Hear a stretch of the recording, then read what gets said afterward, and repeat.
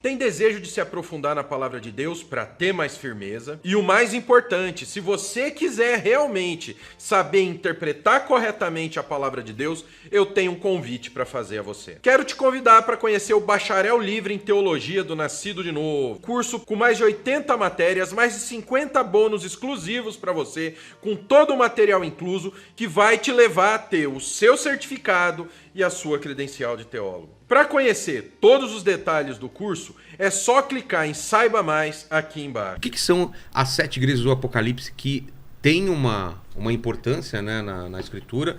Eu queria saber, dar esse contexto inicial. Assim, a gente vai falar do que exatamente?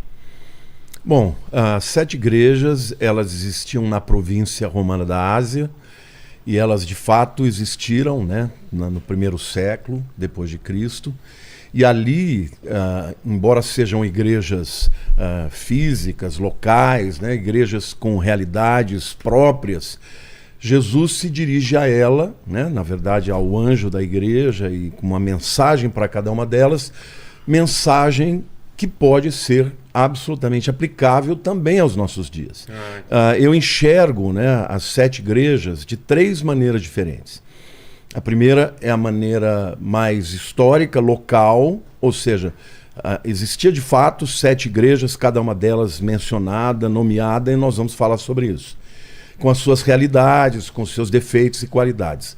Segundo approach, né, segunda abordagem, é uma abordagem mais simbólica, porque na verdade naquele tempo já havia mais de 100 igrejas na Ásia Menor, que era o lugar onde as 7 igrejas estão hoje na Turquia.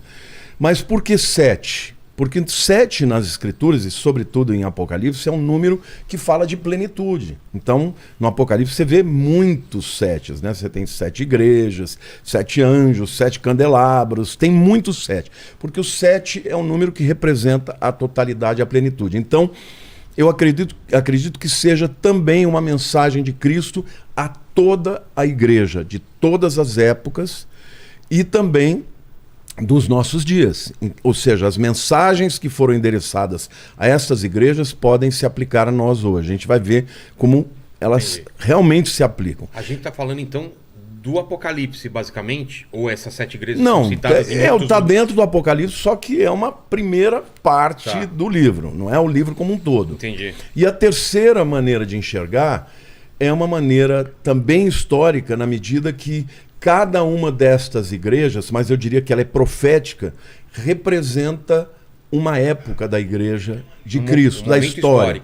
Ou seja, primeira igreja, a igreja apostólica, a segunda igreja, a igreja perseguida, a terceira igreja, Pérgamo, a igreja que fez aliança com Constantino, ou seja, se institucionalizou. A quarta igreja, a igreja da Idade Média, a igreja católica já mais encorpada, com os seus dogmas e tal. A quinta igreja é a igreja da Reforma, a sexta igreja é a igreja dos avivamentos, e depois a gente vai falar mais sobre isso. E a última igreja é a igreja dos já dando spoiler aí, né? Um spoilerzinho. Mas Saião, Opa. Como que a gente começa então, dando esse contexto histórico? O que você acha? Vamos entender o que acontece aqui, né? O Lamartine falou com propriedade aí da questão que você está falando da província romana da Ásia. Para entender o que acontece, a gente vai ter que lembrar do livro de Atos, porque o apóstolo Paulo, ele concentra a grande parte das suas viagens missionárias ali. Por exemplo, uma das 7 igrejas é Éfeso.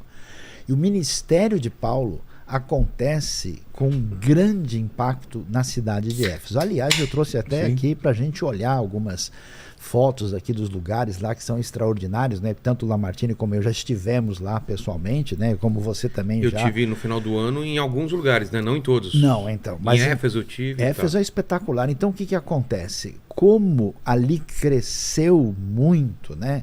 O evangelho com força, as igrejas, primeiro, não existem denominações. Segundo, essas igrejas não são templos, é a comunidade das pessoas que segue a Jesus. E esse pessoal está enfrentando um problema muito sério. Eles estão enfraquecidos por causa, a maioria dos cristãos são escravos, tem opressão romana, tem uma série de situações difíceis, eles estão confusos do ponto de vista teológico e doutrinário, estão fraquejando. E ao mesmo tempo, houve uma grande repressão à fé na época de Nero, do ano 54 até o ano 68. E agora, nós estamos na época do Domiciano, onde a coisa também está difícil. E o que o pessoal está esperando? Que Cristo volte. E então ele você não acredita voltou. que o Apocalipse foi escrito na época do Domiciano? Sim, sim. Eu Exatamente. também. É. Concordamos Anos nisso. 90, Mas eu queria entender. final do primeiro Eu século. queria entender. Eu sei que vocês não são historiadores mesmo, mas só da parte histórica. Como que está o Império Romano? Para onde ele se espalhou? Se a gente olhasse no mapa, para onde se estende o Império Romano? Ele vai desde a Lusitânia, em Portugal, passando pelo norte da África e vai até a Norte da África, fronteira. onde é o Egito, Marrocos, Tunísia, Egito, Nossa, Argélia, então, Líbia. Enorme. É maior do que o Brasil. Tá. Ele Muito acompanhava até as Ilhas Britânicas, né? Na verdade, o auge foi na época de Adriano, no ano 135.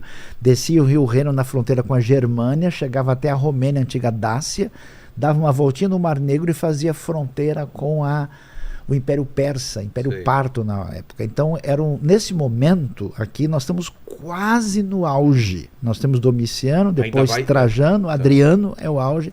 Então, Roma, assim, está arrebentando a boca do balão, Então, vamos assim o dizer. Apocalipse é escrito nesse quase topo do auge. Quase topo. Exatamente. Tá. E aí Então, o pessoal está desesperado, né? Quer dizer, como é que... O que está acontecendo? E havia naquele tempo também muito do culto ao imperador, né? Em algumas das igrejas a gente vai ver claramente isso. ele como um deus? Ele como Deus. é? O Sim. primeiro a receber essa honra, vamos dizer assim, uma cerimônia chamada de apoteose, né? Apoteose é da parte de Deus. A divinização foi o César Augusto. Antes disso não, mas a partir daí eles passaram a ser adorados como deuses. Como em alguns seres- lugares eles exigiam que esse É culto era mesmo? Sim, Com sim. imagens dele e tudo Claro, mais? um status. E né? é lei. E era lei. era Quem não lei? adorasse Sim. era perseguido e até morto, O entendeu? problema dos cristãos e dos judeus é que todo mundo baixa a cabeça e não tem problema com isso. Então, desde César Augusto, depois passando por Tibério, Calígula, Nero, e prosseguindo... Todo mundo aceitava, menos os judeus E os cristãos. E os cristãos. E aí esse pessoal Aí é o quê? problema. Esse E pessoal é num inimigo primeiro do momento Estado. eles acreditavam que na verdade era a mesma coisa, né? Como assim?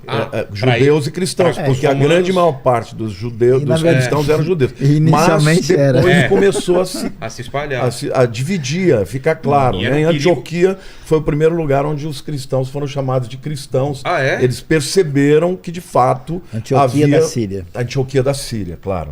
Porque tem a da